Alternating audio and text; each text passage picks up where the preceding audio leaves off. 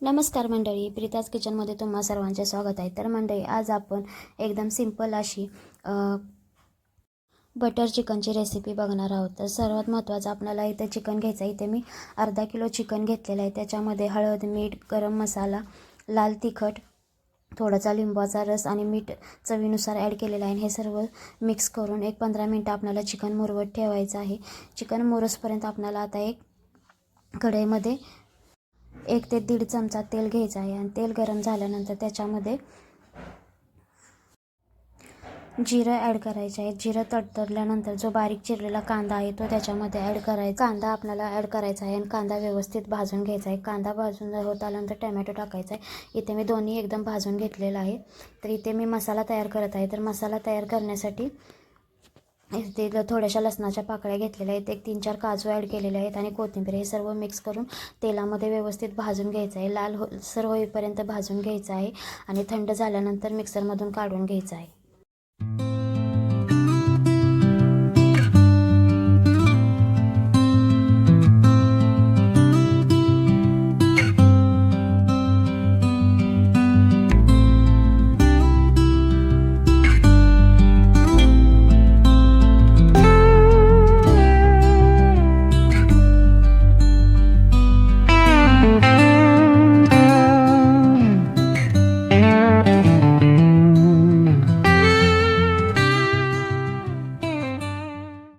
ते आपला मसाला देखील तयार झालेला आहे. आता ज्या कढईमध्ये आपण मसाला भाजलेला होता तीच कढई ठेवायची आहे. दुसरं भांडं भरवायची काही गरज नाही.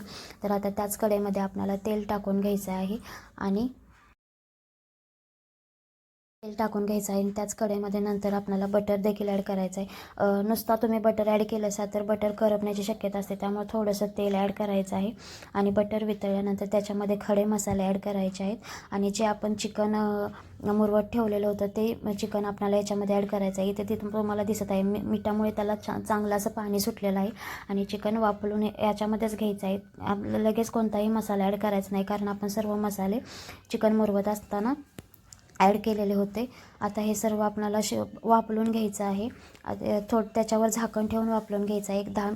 5 ते 10 मिनटामध्ये चिकन चांगलं वाफलतं आणि जो आपण मिक्सरला मसाला बारीक केलेला होता तो मसाला वरनं याच्यामध्ये ॲड करायचा आहे आणि छान असा मसाला देखील शिजवून घ्यायचा आहे. तर मंडळी, तुम्हाला ही रेसिपी कशी वाटते ते मला कमेंट करून सांगा आणि अशाच नवनवीन रेसिपी पाहण्यासाठी प्रीताज किचनला लाईक करा, शेअर करा, सबस्क्राईब करा.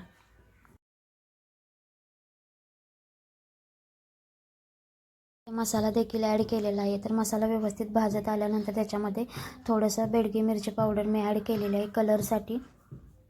ती तुम्ही मसाला भाजताना त्या मसाल्यामध्येच ॲड केलीसा तरी देखील चालू शकते. आणि आता हे सर्व भाजून झाल्यानंतर आपण बेडगी मिरची पावडर ॲड करूयात.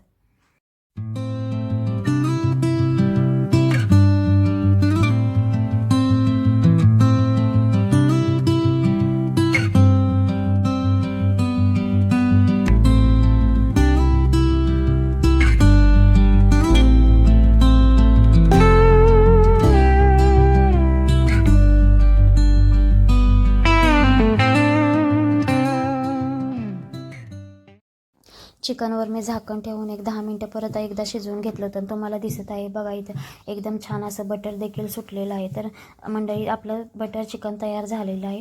तर एकूण मला करण्यासाठी 15 ते 20 मिनटामध्ये चिकन आपलं छान शिजतं, कारण वाफलून घेताना आपण व्यवस्थित 10 मिनटं वाफलून घेतलेलं होतं.